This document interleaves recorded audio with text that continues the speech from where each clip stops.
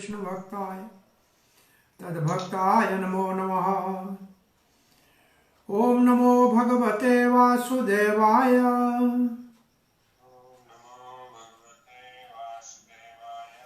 ओम नमो भगवते वासुदेवाय।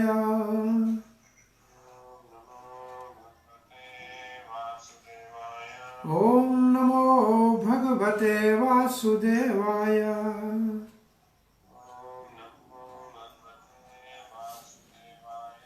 नारायणं नमस्कृत्यं नरं चैव नरोत्तमं देवीं सरस्वतीं व्यासं ततो जयमुदीरये। नष्टप्रायेषु भद्रेषु नित्यं भागवत सेवया भगवती उत्तम श्लोकिर्भक्तिर्भवती नैष्ठिकी। कृष्णाय वासुदेवाय देवकी नंदनाय च नंदगोपकुमाराय गोविंदाय नमो नमः। जय श्री कृष्ण चैतन्य प्रभु नित्यानंद श्री अद्वैत गदाधर शिवासादि गौर भक्त वृंदा। हरे कृष्णा कृष्णा कृष्णा हरे हरे, हरे राम राम राम हरे हरे। हरे कृष्णा। प्रिय पंछी भक्तवृंद, दामोदर देश भक्तवृंद, फेसबुक के भाग्यशाली भक्तों, आप सबका श्रीमद् भागवत के प्रार्थना के धारावाहिक सत्संग में सबका हार्दिक स्वागत है। हम पहले स्कंद भागवत के 9वें अध्याय के अंतर्गत महाजन पितामह भीष्म की प्रार्थनाओं के अंतर्गत 40वें श्लोक में भीष्म पितामह गोपियों के प्रेम की प्रशंसा करते हुए उनको प्रार्थना करके अपने मनोरथ की सिद्धि के लिए भगवान की महिमा गा रहे हैं। ये श्लोक कल हमने पढ़ा था। ललित गति विलास वल गुहास प्रणय निरीक्षण कल्पितृमाना कृतं मनो कृतवत्या उन्मादन्दा प्रकृतिम् अगम कीलयस्य गोपवध्वा। तो इसमें 5 अध्याय के 5 अध्यायों को इस श्लोक में भीष्म पितामह ने ऐसे प्रो दिया है, समा दिया है। श्री प्रभुपाद लिखते हैं, मेरा मन भगवान श्री कृष्ण के ऊपर केंद्रित हो जाए, श्री कृष्ण के ऊपर आविष्ट हो जाए। कौन सा कृष्ण? जिस कृष्ण के सुंदर मुख का मुस्कुराहट जिससे गोपियां रासलीला में वैसे ही भगवान के साथ नृत्य पदन्यास मुस्कुराहट, जैसे भगवान के गुण वैसे गोपियों के गुण थे। ऐसे भगवान के प्रेमी भक्तों से जो पूजित भगवान है, उन भगवान के ऊपर मेरा मन केंद्रित हो। चक्रवर्ती पाद लिखते हैं, भगवान श्री कृष्ण के मनोहर मुस्कान से, पदन्यास से, चितवन से गोपियों का पूजन हुआ जैसे, और गोपियों के ऊपर इतनी कृपा हुई कि गोपियों में कृष्ण के ही सब गुण, कृष्ण के साथ रास में वैसे ही चरण चलाना, वैसे ही मुस्कुराना, वैसे ही गाना, तो सभी गुण सामान्य भगवान ने उनको दे दिए। ऐसे लगता है कि बड़ा आश्चर्य है कि गोपियों और कृष्ण में कोई अंतर नहीं रह गया और वो कृष्ण के लीलाओं का अति प्रेम के उन्माद में अनुकरण करने लगी। अब यहां प्रश्न ये उठाते हैं भीष्म पितामह कि भगवान आप सर्वशक्तिशाली हो, सर्वव्यापक हो। अर्जुन भाग्यशाली है कि आपके प्रेम का पात्र है, आप उसके सारथी बने हो। परंतु इससे भी ऊपर आपके प्रेम का मुझे परिचय है। गोपियों के प्रेम के तो आप वश में हो जाते हो, और उनको तो आपने सब अपने गुण दे दिए। उनका प्रेम अर्जुन के प्रेम से भी महान है। उन गोपियों के स्थान की तो इच्छा करने के लिए भी साहस चाहिए। कोई सामान्य व्यक्ति उसके प्रेम की इच्छा भी नहीं कर सकता है। ऐसे संतों में कहावत है, ललिता सखी की उपासना जैसो शेरनी को दूध। शेरनी का दूध आपने कभी देखा है? सुना भी नहीं है। या रहे सोने के बर्तन में या शेर के बच्चे के पेट में। शेरनी के दूध को रखने के लिए सोने का बर्तन चाहिए, नहीं तो शेर का बच्चा ही पी सकता है। तो ऐसे गोपी के भाव की उपासना वही कर सकते हैं जिनके ऊपर गोपियों की कृपा हो। या स्वर्ण पात्र भगवान किसी के ऊपर भगवान कृपा करे। ललिता सखी की उपासना जैसे शेरनी को दूध, ऐसे ये कहावत है संत समाज में। तो यहां भीष्म पितामह ऐसे चक्रवर्ती पाद लिखते हैं, ये उनका भाव है। ठीक है, बहुत अच्छा है, उनका प्रेम महान है। परंतु मेरा तो अंत समय में इसका सुमरण मैं कर रहा हूं ताकि मेरा लक्ष्य जो है पार्थ सारथी कृष्ण वो प्राप्त हो जाए। कैसे है श्री कृष्ण? वो बड़े सर्वकला समर्थ हैं। बड़ी अद्भुत कलाएं उनको नृत्य की आती हैं। रास का अद्भुत नृत्य है। एक गोपी एक कृष्ण और सबके साथ ऐसे नृत्य कर रहे थे, और नृत्य के साथ उनके जो मन में भाव उदय होते हैं, जो मुख के ऊपर उनके अनुस्वार, क्या मुस्कुराहट होनी चाहिए, क्या आंख का तिरछा चितवन होना चाहिए, ये जो है ये भगवान का जो लीला है इसको कहते हैं धीर ललित। जैसे अर्जुन के सारथी को पार्थ सारथी कहते हैं, ऐसे रास विहार करते हैं तो कृष्ण को कहते हैं धीर ललित। एक धीर शांत भी है। ये धीर ललित का अर्थ है जो बोलने में चतुर और हंसी मजाक के साथ गोपियों के साथ मनोहर लीलाएं करे, वो धीर ललित है। ललित का मतलब सबको ललचाने वाला, अपनी ओर आकर्षित करने वाला। और गोपियों का पूजन भगवान के ऐसे सुंदर कला से हो रहा है। उन गोपियों को प्रसन्न करने के लिए और कृष्ण ने उनके अंदर अपने सारे गुण ऐसे डाल दिए कि वो कृष्ण को प्रसन्न कर सके। इसलिए उनका प्रेम अति उत्तम है। भगवान श्री कृष्ण ने अपने गुण उनको दे दिए। ऐसे भागवत में लिखा है कि गोपियों ने कोई प्रयास नहीं किया, मेरी कृपा से, मेरे संग से उनके अंदर ये सब अद्भुत गुण, नृत्य करने के लिए किसी कॉलेज यूनिवर्सिटी में सीखने नहीं गई, गाने के लिए कहीं से बाजा सीखा नहीं। भगवान की कृपा से ये सब भगवान ने उनको दे दिया। ये जो प्रेम है अर्जुन का, जो भगवान पार्थ सारथी बने या उनका संदेश वाहक बने, उसमें क्या दोनों तरफ से कुछ संकोच था, परंतु गोपियां और भगवान के प्रेम में कोई संकोच नहीं। ये निसंकोच केवल मधुर्य स्तर का प्रेम है। और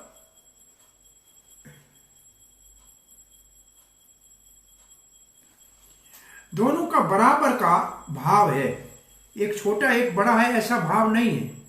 और रासलीला में विशेष रूप से अनुकृत्यवत्य गोपियां वैसे ही कर रही थी जैसे कृष्ण कर रहा था।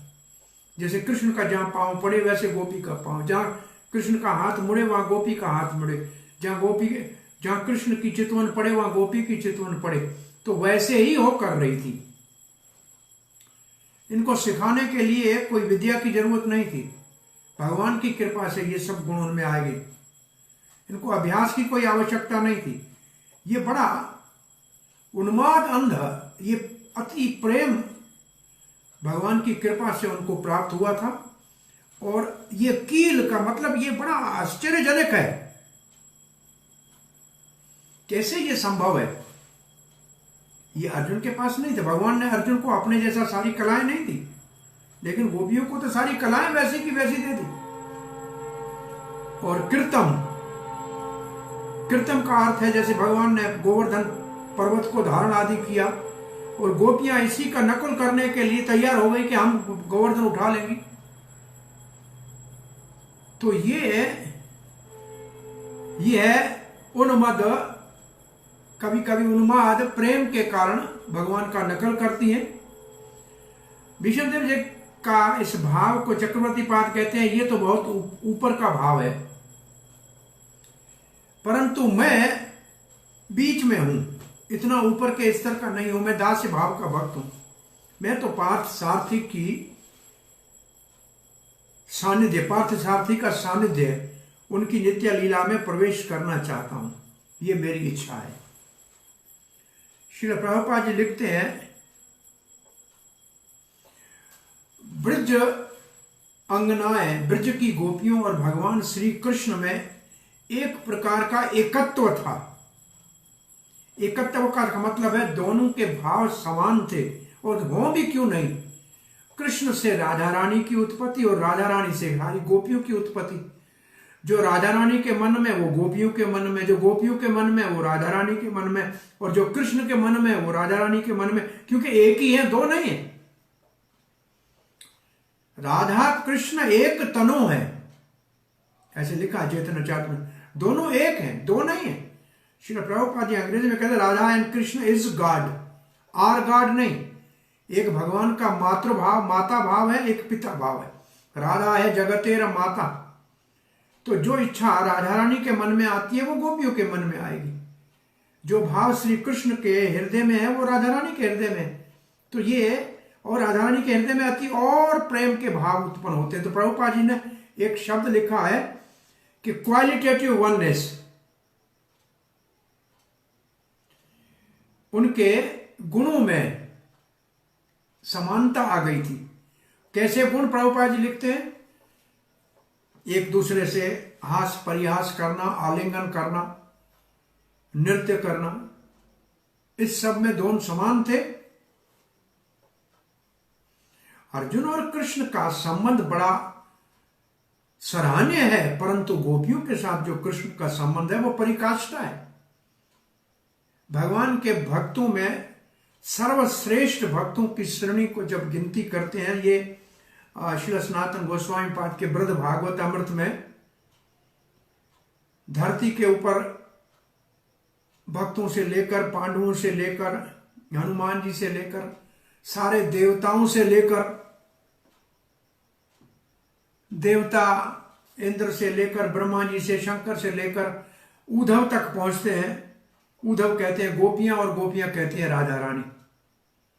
तो ये जो हरे कृष्णा, सो क्या लिखा है भक्त किसी ने, दिनेश कुमार, हरे कृष्णा।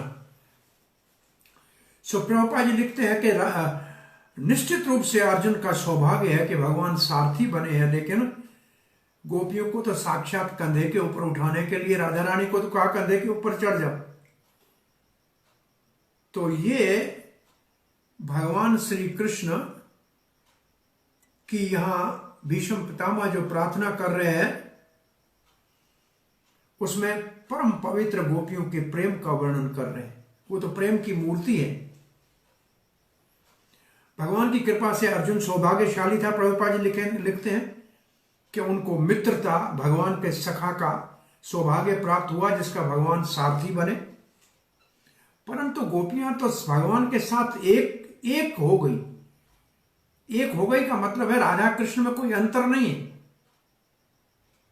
और सारी गोपियां राधा रानी का काया व्यू है। काया व्यू का मतलब एक राज, जैसे भगवान श्री कृष्ण रासलीला में एक से अनेक हो जाते हैं, ऐसे राधा रानी अपनी एक से अनेक गोपियां बनती है कृष्ण के रास में रसास्वादन देने के लिए। वो स्त्रियां नहीं है, लड़कियां नहीं है, वो भगवान की शक्ति है और भगवान के प्रेम की परिकाष्ठा का परिचय है। और प्रभुपाद जी आगे लिखते हैं, भीष्म देव गोपियों के भाव की स्मृति कर रहे हैं, उसको याद कर रहे हैं, प्रार्थना कर रहे हैं उनकी कृपा को, अंत समय में उनकी कृपा की प्रार्थना कर रहे हैं। जैसे हम कार्तिक महीने में नमो राधिकाय त्वदीया प्रियाय राजा रानी की वहां प्रार्थना सत्यव्रत मुनि कर रहा था, तो यहां गोपियों को प्रार्थना कर रहे हैं, उनके प्रेम की महिमा का वर्णन कर रहे हैं।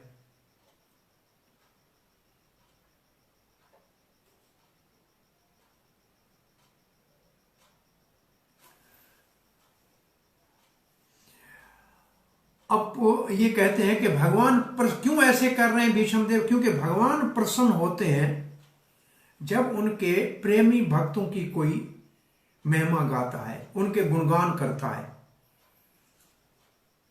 इसलिए भीष्म पितामह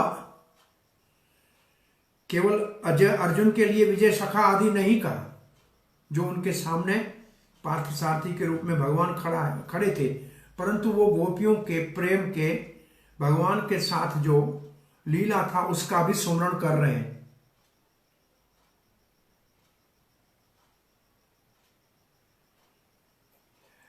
अब प्रभुपाद जी कहते हैं, हमने यहां लिख दिया है कि कृष्ण और गोपियां एक हो गई, इसका अर्थ सायुज्य नहीं समझना चाहिए कि गोपियां भगवान में मिलकर एक हो गई, इसका अर्थ यह नहीं समझना चाहिए।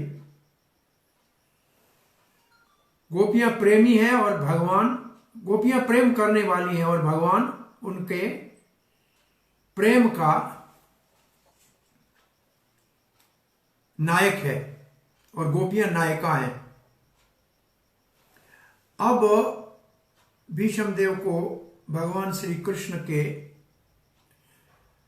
युधिष्ठिर महाराज के राजसूय यज्ञ में जो अगर पूजा हुई थी, प्रथम सर्वश्रेष्ठ पुरुष की पूजा हुई थी, उसकी स्मृति आ रही है।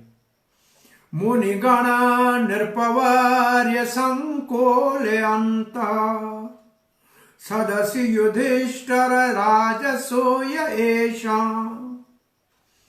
अहरणम् उपपेदैक्षणियो मम दृशि गोचर एषा विरात्मा। मुनिगण, वहां सब प्रकार के मुनि थे, सब ऋषि मुनि आए थे। नृपवर्य और सब महान राजा पूरे पृथ्वी के आए थे। पृथ्वी के सारे ऋषि और राजा जहां पधारे थे। कहां आए थे? वर्य का मतलब है श्रेष्ठ,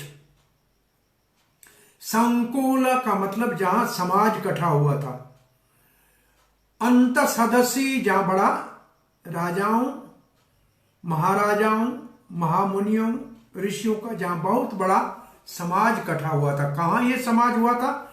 युधिष्ठिर राजसूय, युधिष्ठिर महाराज के राजसूय यज्ञ के समय। एशाम वो सारे बड़े बड़े राजकुल के और ऋषि कुल के महात्माओं के बीच में आरणम, आरणम का मतलब पूजन, पूजा की गई, अगर पूजा की गई। उपेत उपपेदा अक्षणियों, मेरे आंखों से मैंने सर्वश्रेष्ठ पुरुष की पूजा, अगर पूजा को देखा था।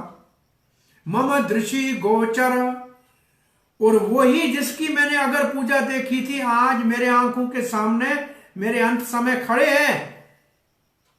आविरात्मा, एष आविरात्मा, उसमें मेरा मन पूर्ण रूप से तलीन हो जाए, उसकी स्मृति में तलीन हो जाए।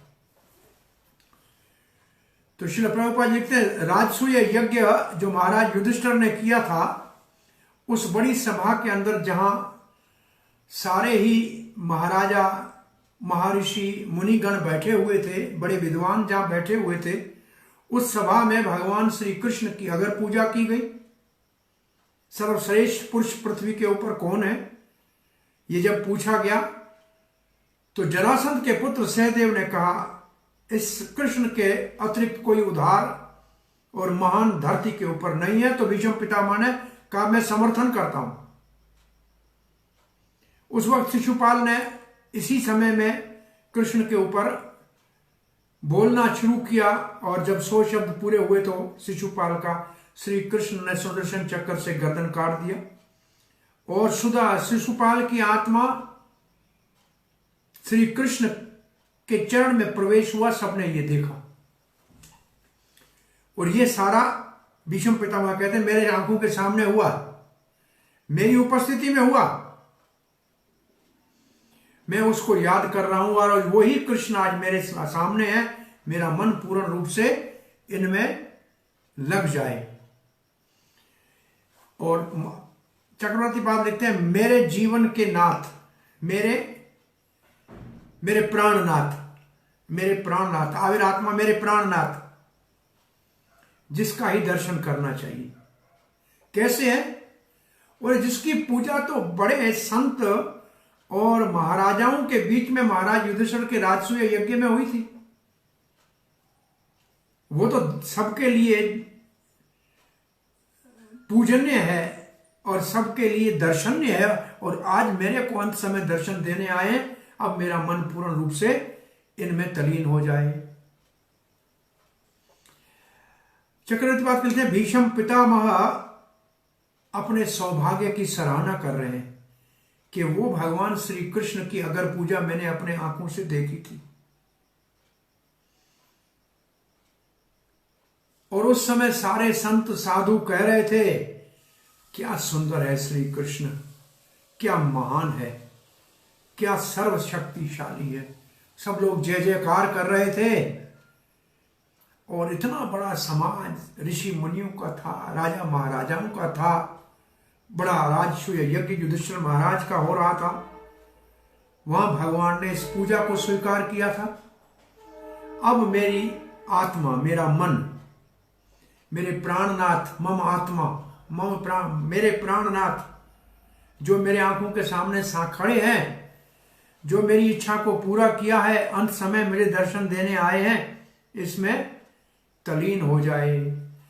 श्रील प्रभुपाद लिखते हैं, कुरुक्षेत्र के युद्ध के विजय के उपरांत महाराज युधिष्ठिर ने अपने भाइयों के सहयोग से बहुत बड़े धन से बहुत बड़ा महान राजसूय यज्ञ करने का निर्णय लिया, और यज्ञ का घोड़ा उसमें छोड़ा जाता है, और सब दिशाओं में घोड़ा जाता है। जो राजा रोकता है उसको युद्ध करना पड़ता है, और नहीं तो महाराज का कहा जाता है, राजसूय यज्ञ करने वाला जो है वो एक छत्र पूरी पृथ्वी का राजा, जिसको कहा जाए सम्राट के रूप में स्वीकार करता है। तो ऐसे युधिष्ठिर महाराज ने भी पूरी धरती के ऊपर अपने घोड़े को रवाना किया था। इससे पहले भगवान श्री कृष्ण को संदेश भेजा था कि भैया आप क्या करना चाहिए। उसी समय श्री कृष्ण के पास कोई हजारों राजकुमार जरासंध की जेल में थे। उनका पत्र आया कि हमें मुक्त कराओ, और द्वारका में इस बात के ऊपर बहुत बड़ा दो दल हो गए। भीमसेन के बलराम जी कह रहे थे हमारा शत्रु जरासंध, उसको मारने का मौका मिला है, हमको पहले उसके ऊपर आक्रमण करना चाहिए। उद्धव कहने लगे हमारे पांडव हमारे अपने सगे हैं, हमारे साथी हैं, सहयोगी हैं, उनके राजसूय में यज्ञ में जाना चाहिए पहले, और राजसूय यज्ञ के घोड़े को जरासंध रोकेगा तो उसके मारने के लिए कोई रास्ता निकल आएगा। तो भगवान ने उस समय उद्धव की सलाह को माना था, और फिर कैसे भगवान ने जरासंध के वध को बिना लड़ाई के अर्जुन और भीम के साथ उधर जाके किया था। और फिर सब जब राजकुमार मुक्त कराए जरासंध के बंद से, जेल से, और जरासंध की राज गद्दी के ऊपर उनके बेटे सहदेव को बिठाया और कहा इन सब राजाओं को वस्त्र आभूषण भेंट दे के विदा करो। सबने कहा हम जाएंगे नहीं, हम आपके साथ राजसूय यज्ञ में चल रहे हैं। तो वो सब राजसूय यज्ञ में आए थे, और उस यज्ञ के अंदर जब यज्ञ का पूर्ण आहुति का समय होता है तो अगर पूजा का नियम होता है, श्री प्रभुपाद जी लिखते हैं ऐसा यज्ञ करने के लिए जो धन चाहिए वो संभव नहीं है, यज्ञ कराने वाले पंडित चाहिए वो भी संभव नहीं है। कलयुग में तो ये सोचा नहीं जा सकता। कौन कौन आए थे वहां, प्रभुपाद जी लिखते हैं बड़े बड़े दार्शनिक आए थे, धर्म के महात्मा आए थे, बड़े बड़े जो है फिजिशियन बड़े बड़े आयुर्वेद आचार्य आए थे, बड़े वैज्ञानिक आए थे, बड़े संत महात्मा आए थे। प्रभुपाद ने फिर एक बात लिखी है कि ये सब है या तो क्षत्रिय है या ब्राह्मण है, एक तो राजकुल है और एक ऋषि कुल है। तो इन दोनों का महत्व होता था, और वैश्य और चतुर्थ वर्ण शूद्र को विशेष रूप से कोई बड़ी सभा में नहीं बुलाया गया था। और प्रभुपाद जी लिखते हैं कलयुग में अब ये वर्णों की मर्यादाएं उल्टी हो गई। अब जिसके पास धन है, व्यवसाय के पास, उसका ही नाम चलता है।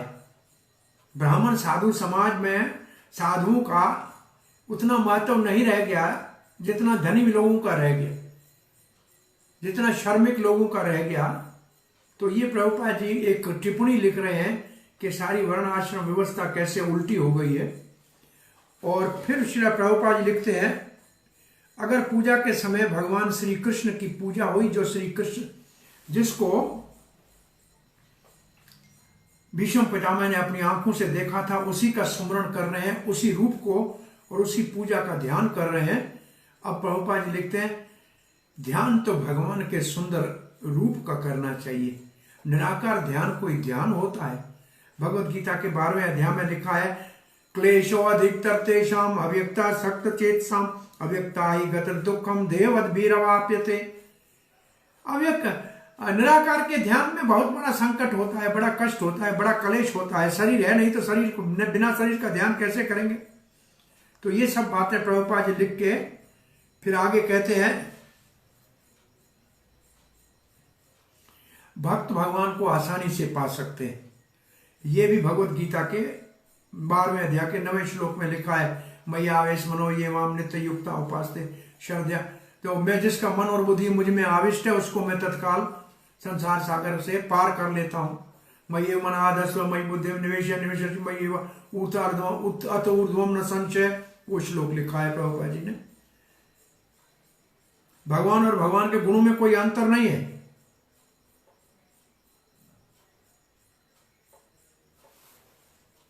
भगवान जब इस धरती के ऊपर मानव समाज में रहे, कुरुक्षेत्र में रहे, तो उसको सब महान कह रहे थे। अब प्रभुपाद जी सावधान कर रहे हैं ऐसे कोई दुनिया में महान आदमी और मरने के बाद उसको भगवान करके पूजा जाए, ये मूर्खता है। भगवान मानव नहीं होते हैं, भले मानव समाज में मानव की तरह लीला करते हैं तब भी भगवान रहते हैं।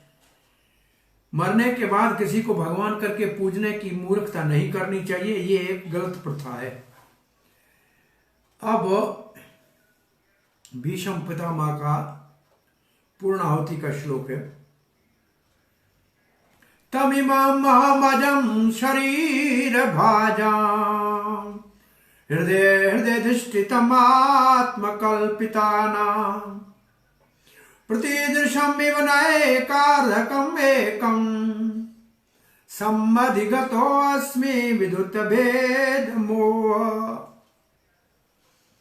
तम का मतलब वो जिसकी पूजा राजसूय यज्ञ में हुई थी, जो द्वारका से आए थे, और इमम अब जो ये मेरे सामने खड़े हैं, वो और ये जो अभी मेरे सामने खड़े हैं, अथवा जो युद्ध भूमि में पार्थ सारथी थे वो, और अब जो श्री कृष्ण मेरे सामने खड़े हैं। अहम अजम शरीर भाजाम हृदय हृदय धिष्ठितम, ये पहले से ही मेरे हृदय में मैंने बहुत बड़ा ध्यान करके इसको बिठा दिया है। जो सबके हृदय में परमात्मा के रूप में रहते हैं ना, वही ये है। ये जो द्वारका से आया चतुर्भुज जिसको देखते हैं कभी लोग, और ये दो द्विभुज में जो पार्थ सारथी बना हुआ है, बना हुआ था और है आज भी, और ये गोपियों के बीच में श्याम सुंदर है और सबके हृदय में परमात्मा, ये सब एक है, मैं जानता हूं। अब मुझे कोई भेद नहीं रह गया इसमें। ये तो अजन्मा है। शरीर भाजन का मतलब ये शरीरधारी जो बेचारे अपने कर्मों से शरीर लेना पड़ता है, इसके हृदय में भी भगवान परमात्मा के रूप में आते हैं। कल्पिता नाम लोग जो कल्पना करते हैं, जो विचार करते हैं कि ये परमात्मा है, ये ब्रह्म है और ये भगवान है, ये अलग नहीं है, ये एक है, मैं जान गया। प्रतिदृश्यम एवं पर उदाहरण देते हैं, अर्कम, जैसे सूर्य एक ही है, लेकिन कोई लोग जहां बैठा हुआ देखता है, बोला अभी तो ये तो सुबह उगा है सूर्य, उसी वक्त कहीं दोपहर है, नहीं ये दोपहर का सूर्य है, नहीं शाम का सूर्य है। तो सूर्य एक है, लेकिन लोग उसके अलग अलग गति को देखते हैं, अलग अलग तरीके से उसको देखते हैं, अलग अलग नाम से भी कहते हैं। ऐसे मेरे को अभी कोई भेद नहीं रह गया। समधिगतो अस्मि विधुत भेद मोहा, अब मेरे मन से सब सफाई हो गई, कोई भेद नहीं। अब यही वो है जो मेरे हृदय में, अब वो ये पार्थसारथी मेरे हृदय में अब परमात्मा की जगह पे ये बैठ गया है, और यही जो मेरे सामने खड़ा है यही मेरे हृदय में बैठा हुआ है, और यही पार्थ की सारथी के रथ के ऊपर बैठा हुआ था। श्री प्रभुपाद जी लिखते हैं, अब मैं पूर्ण ध्यान के साथ अपने मन को एकाग्र कर रहा हूं भगवान श्री कृष्ण के ऊपर जो मेरे सामने खड़े हैं। अब मेरे को कोई मोह का भेद नहीं रह गया कि परमात्मा कोई दूसरा होता है या ब्रह्म कोई दूसरा होता है। जैसे ज्ञानी ब्रह्म कहते हैं, जोगी परमात्मा कहते हैं, मेरे लिए कोई अलग चीज नहीं है, वो यही कृष्ण है सब कुछ। यही तो सबके हृदय में रहता है। जैसे सूर्य सबके सर के ऊपर रहता है और हर एक कहता है कि अलग अलग सूर्य नहीं है, एक ही सूर्य है, इसलिए ये एक ही सूर्य श्री कृष्ण है। चक्रवर्ती पाद लिखते हैं, भगवान के अलग अलग रूपों के भेद से अब मेरी बुद्धि निर्मल हो गई है, पवित्र हो गई, ऊपर उठ गई है।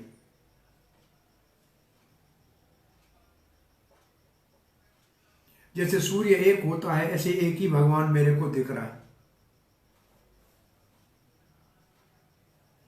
जो पार्थ सारथी था, जो सारथी था, जो सबके हृदय में परमात्मा है, जो अजन्मा है, जो सारे जीवों के हृदय में बैठा हुआ है, और जीव जो अपना शरीर स्वयं अपने कर्मों से बनाते हैं, फिर भी भगवान साथ में सुहृद के रूप में आते हैं, ये सब एक है, मैं जान गया।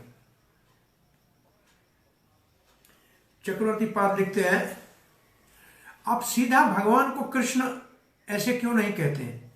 आप विजय सखा, विजय रथ कुटम, मे रति अस्तु, चरण रति परमस्य तस्य मे अस्तु, सभवतु में भगवान गतिर। अब ये श्लोक इन सब बातों का उत्तर दे रहे हैं कि ये सब जिसका नाम लिया वो एक ही है, अलग अलग नहीं है। इसका अर्थ है कि भीष्म पितामह पार्थ सारथी से प्रेम करते हैं, उनका आराध्य देव पार्थ सारथी।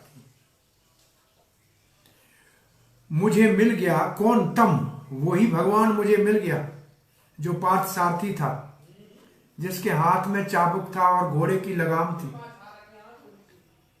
वो मेरे हृदय में बसा हुआ है, मैंने बहुत ध्यान करके बसाया है। युद्ध भूमि में नहीं, उससे पहले भी मैं इसी का ध्यान करता था। अब परमात्मा चतुर्भुज मेरे हृदय में नहीं है, मेरे हृदय में तो ये है पार्थ सारथी बैठा हुआ है, ऐसा मैंने पक्का ध्यान लगा रख चुका हूं मैं। यही मेरे आंखों के सामने सदा बसे रहे।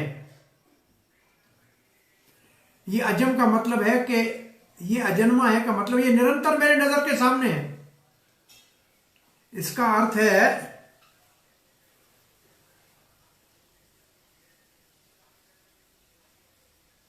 ये भगवान तो सभी जीवों के हृदय में बैठे होते हैं, चाहे जीव कोई भाग्यशाली है या किसी का दुर्भाग्य है, लेकिन भगवान तो सबके हृदय में होते हैं। और श्रुति का मंत्र भी लिखता है, जीव तो बेचारा अग्नि की चिंगारी की तरह भगवान का एक अंश है।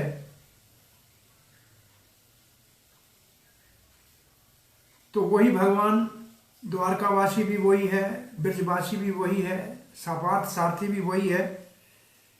युधिष्ठिर के हृदय में जो भगवान है, जो वासुदेव इसके पिता के हृदय में भगवान है, जो अर्जुन का पार्थ सारथी, जो उद्धव के प्रेम के कारण उसके हृदय में भगवान है, नंद के बाबा के हृदय में जो वात्सल्य प्रेम के कारण भगवान है, ऐसे गोपियों के हृदय में जो प्रेमिका के रूप प्रेम अपने प्रेमी के रूप में भगवान है। एक भगवान है, भगवान दो नहीं है, लेकिन हर एक के साथ उनके प्रेम के अनुरूप ही भगवान उसके हृदय में ध्यान में प्रकट होते हैं। परंतु मेरा पूर्ण रूप से मन केंद्रित है और मैं आकर्षक हूं पार्थ सारथी में। चतुर्भुज को भी मैं प्रणाम करता हूं, मुझे पार्थ सारथी चाहिए, ये मेरी प्रार्थना है, ऐसा भाव है। अंदर ले लिया, उपार मत और शांत हो गए, बोलना बंद कर दिया। इसका मतलब ये नहीं मर गए, ये शरीर छोड़ के भगवान के नित्य लीला में उसी समय उनके सामने वो रथ का पहिया उठाया हुआ श्री कृष्ण और ये सामने भीष्म खड़े अपने स्वरूप में पहुंच गए। भीष्म देव, जो भीष्म देव की गति हुई, वो गति आज भी भाग्यशाली को भगवत गीता और भागवत के श्रवण से प्राप्त हो सकती है, क्योंकि भगवत गीता और भागवत में और भगवान में कोई अंतर नहीं है। और जो ऐसे गीता आदि नहीं पढ़ता है, वो पशु के जीवन जैसा अपने अंत को करता है। उसके उपरांत लिखा है, कहां गया भीष्म देव? संपद्यमानानाम अज्ञाय भीष्मं ब्रह्मणि निष्कले सर्वे भुवाते तुष्णिम वयांशिव दीनात्ये। ये जान करके भीष्म पितामह भगवान के ध्यान में तलीन हो गए। ब्रह्मणे निष्कले, जो वहां खड़े थे वो पक्षी जैसे चुप हो जाते हैं, ऐसे चुप हो गए। पक्षी कब चुप होते हैं? जब दिन खत्म होता है, रात होती है, तो पक्षियों का चिल्लाना बंद हो जाता है।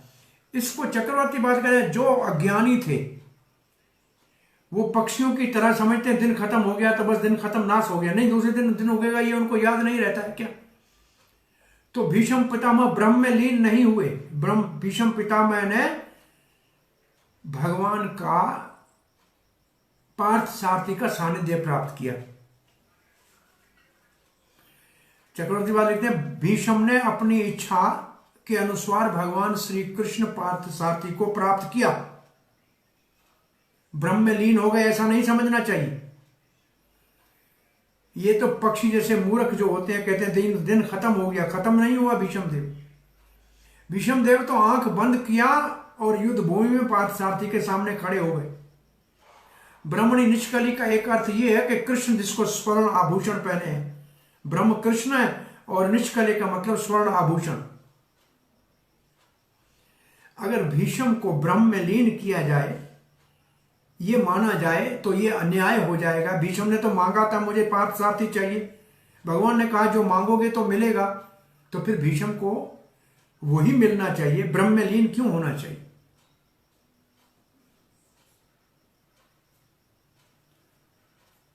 और अब एक श्लोक और, प्रभुपाद जी का तात्पर्य बहुत बड़ा है इसके ऊपर। प्रभुपाद इतना लिखते हैं, शुद्ध भक्त भगवान के वैकुंठ धाम में जहां पार्थ सारथी है वहां चले गए, ये समझना चाहिए। तत्र दुंदुभ्यो नेदुर्देव मानववादिनाः संसुतः साध्वो राज्ञां खापेतु पुष्पवृष्टिभिः। फिर तो देवताओं ने और संसार में मानव ने, दोनों ने, उन्होंने दुबदुबिया बजाई, ढोल बजाए और आकाश से पुष्प वृष्टि होने लगी।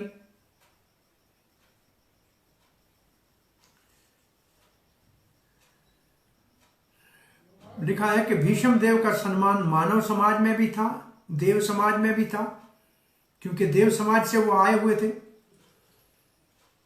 भूर भुव स्व सब लोगों में जहां देवता रहते हैं उन्होंने बड़ा, महाजनों में एक महाजन है नारद ब्रह्मा आदि में, तो उन सब ने ध्यान किया। एक बात सिर्फ हम कहना ये चाह रहे थे, इसमें यहां लिखा है कि भीष्म देव के अंदर जो वसु, जो उसके अंदर एक था, वसु के अंश से जो था, वो तो वापस देवलोक चला गया, क्योंकि वो देवता है, वसु देवता है। परंतु जो भीष्म देव भगवान का नित्य दास, पार्थ सारथी का उपासक जो नित्य है, वो भगवान के नित्य धाम वैकुंठ में चले गए। ऐसे लिखा है आगे वाले श्लोक में कि देवता को तब तक अपने कार्य को संभालना होता है जब तक भगवान की इच्छा है। इसके बाद है तस्य निर्हरणादीने संप्रेतस्य भार्गव युधिष्ठिर कार्यत्वा मूर्त्वं दुखितो भव। हे सौनक ऋषि, भृगुवंशियों में भृगुवंशी महाराज युधिष्ठिर ने उनके अंत्येष्टि क्रिया करवाई और थोड़ी देर के लिए युधिष्ठिर शोकग्रस्त हुए। यहां लिखा है, चक्रवर्ती पाद लिखते हैं, भीष्मदेव भगवान का नित्य पार्षद है, परंतु उनमें एक अंश वसु का आया था जो देवलोक से आया था, वो वापस देवलोक चला गया। ऐसे लिखा है यावद अधिकारम अवस्थितिर अधिकारारिकारणम। जब तक किसी को देवता का कार्य करना है, भगवान की इच्छा है, तब तक करना पड़ेगा, ऐसे वेदांत सूत्र है। तो यहां लिखा है संपरेतस्य। संपरेतस्य का मतलब है सम्यक, पूर्ण रूप से, परे परमेश्वर को और प्राप्त्यते, पूर्ण रूप से परमात्मा को प्राप्त हुए भीष्म पितामह। तो अब अप्रकट लीला में, जो अप्रकट लीला है उसमें भीष्म पितामह पार्थ सारथी के साथ हो गए। यहां इसके बाद सारे जो ऋषि वहां थे भगवान श्री कृष्ण का गुणगान करने लगे और जय जयकार करके हर एक अपने अपने आश्रमों में जाने लगे। तुष्टवोर मुन्यो हृष्टा, मुनि तो बड़े संतुष्ट हुए और आनंद में आनंदित हुए। कृष्णम तद गुह्य नाम भी, भगवान श्री कृष्ण के बहुत गुह्य नामों से उन्होंने प्रार्थनाएं की। ततस्ता कृष्ण हृदय, उन्होंने कृष्ण को हृदय में धारण किया। स्वाश्रमाम प्रयो पुनः, फिर अपने अपने आश्रमों की तरह श्री कृष्ण को अपने हृदय में लेकर रवाने हुए। और इसके बाद युधिष्ठिर महाराज वहां से वापस आए और अपने बड़े पिता धृतराष्ट्र की आज्ञा और अनुमति से हस्तिनापुर के सिंहासन के ऊपर बैठे। और इसके बाद भगवान श्री कृष्ण विदा लेके कल रवाना होंगे। उसका 10वें अध्याय को कल शुरू करेंगे। हरे कृष्ण। ओ अभी तक 10 मिनट पड़े हैं। अभी श्लोक है, श्लोक तो आगे भी है एक आधा।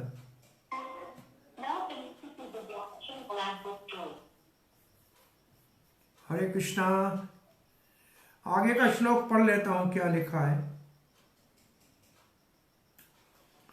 तुष्ट मुन्यो हृष्टा, ये तो हो गया।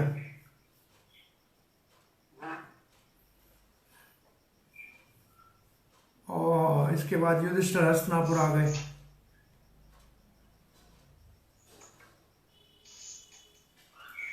ततो युधिष्ठिरो गत्वा सह कृष्णो गजाह्वयम् पितृत्वं सा नित्वायाम् आस गन्धारीं च तपस्विनीम्।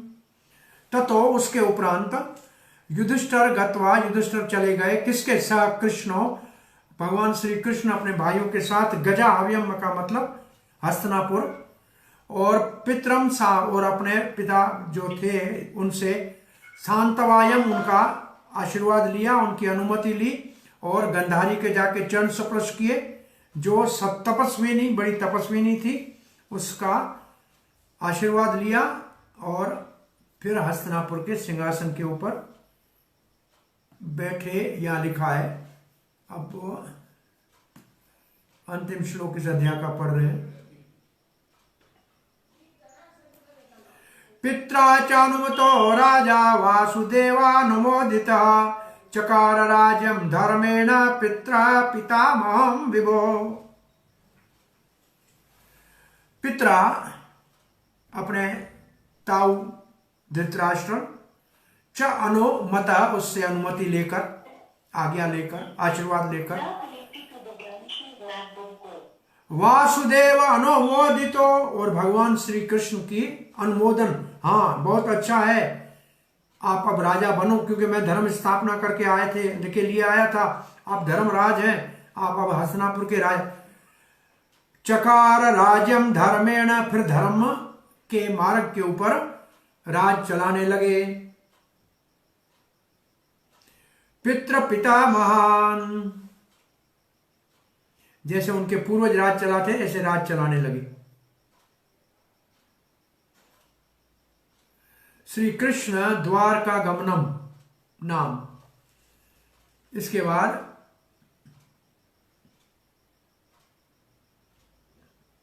भगवान श्री कृष्ण द्वारका के लिए तैयार होंगे।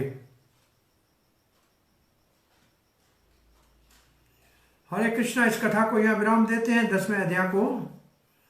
10वें अध्याय में हमारी प्रार्थनाएं तो देर से शुरू होंगी, लेकिन पहले अध्याय का थोड़ा भाव तो देखना पड़ेगा। हरे कृष्णा। हाँ जी, हाँ जी, हरे कृष्ण प्रभु जी। हरे कृष्ण प्रभु जी। हाँ जी, हाँ जी। एक्सप्लेनेशन दिया हुआ है कि 8 श्लोकों में, उसमें गांधारी का लिखा हुआ उन्होंने कि उनका भी कैरेक्टर भीष्म देव जैसे के तुल्य है, she is not less than Bhishma Dev. वो एकदम उसको लिखा है तपस्विनी, सती लिखा है, सती है, तपस्विनी, 2 शब्द उनके लिए भागवत में आए हैं। वो भी एक कहा जाए कि पतिव्रता नारी के सती थी, और कृष्ण के प्रभाव को जानती थी, और तपस्विनी थी, बड़ी तपस्या की थी आंखों के ऊपर पट्टी बांधने की। और उन्होंने कृष्ण को श्राप दिया था, भगवान ने वो स्वीकार भी किया था मुस्कुराते हुए। लेकिन गंधारी में भी क्या त्रुटि दोष है, वो भी उस पुस्तक में लिखा है, 18 डेज वाले में, कि आखिर उसको 100 पुत्रों का मृत्यु का दुख सहना पड़ा, कोई तो कारण होगा। लेकिन वो भी सम्मान है, क्यों उनका जाके प्रणाम करना, सम्मान करना। उसने भी अपने पति के साथ जाके सती हो गई, गंधारी सती हो गई पति के साथ। वो आगे आता है। हाँ जी,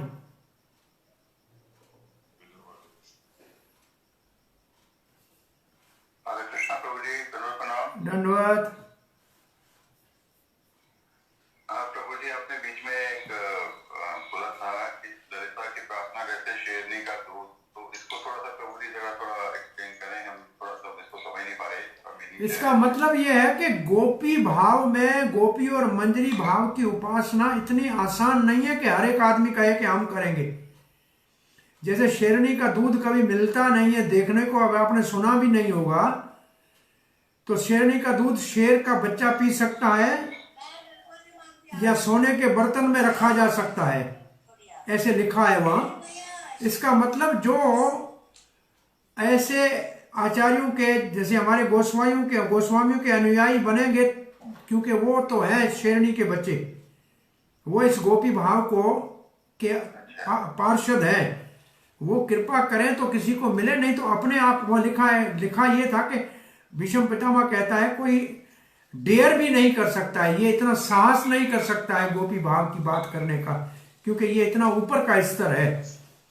इसलिए हमारे भक्ति रसामृत सिंधु में लिखा है, बाहर चाहे गोपी भाव प्राप्त भी हो जाए तो भी बाहर साधक की तरह रहना चाहिए, कभी भी दिखावा नहीं करना चाहिए।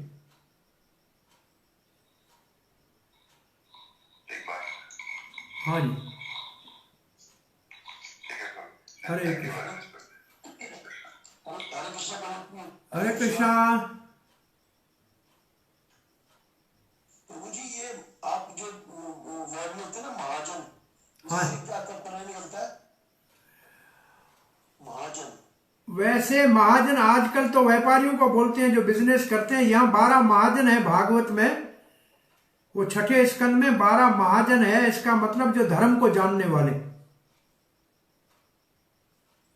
महाजन का मतलब आदमी, महान आदमी, जो महान भगवान है, महान उसको और उसकी इच्छा को जान सकते हैं, उनको महाजन कहते हैं।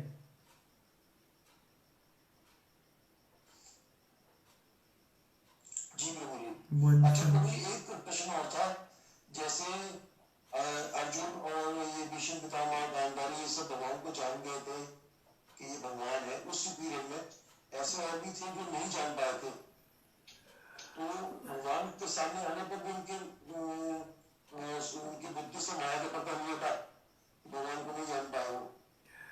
भगवान को जानने वाले को उंगलियों में गिनने वाले 10-15 भी नहीं थे उस समय में। बाकी कोई कृष्ण को जान नहीं पाए थे।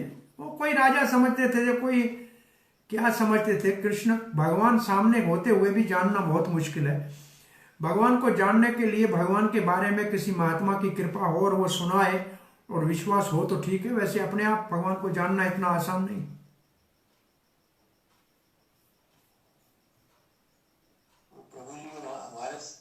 हमारे सामने कभी भगवान आ रहा है तो हम तो पहचान नहीं पाएंगे। अभी हम इसलिए आएंगे नहीं, आप पहचान नहीं पाएंगे। और आते भी होंगे तो आप पहचान नहीं पाएंगे। इसलिए हरे कृष्णा जपते रहिए। जब आप इसके लायक हो जाएंगे, भगवान को पहचान लेंगे, तब आ जाएंगे। हम तो हमारे को तो आशा भी नहीं करते हैं, आप आशा कर रहे हैं। हम तो कहते हैं ये तो आशा ही हमारे लिए मुश्किल है। हरे कृष्णा। हरे कृष्णा प्रभु जी। गौर भक्त वृंद की जय।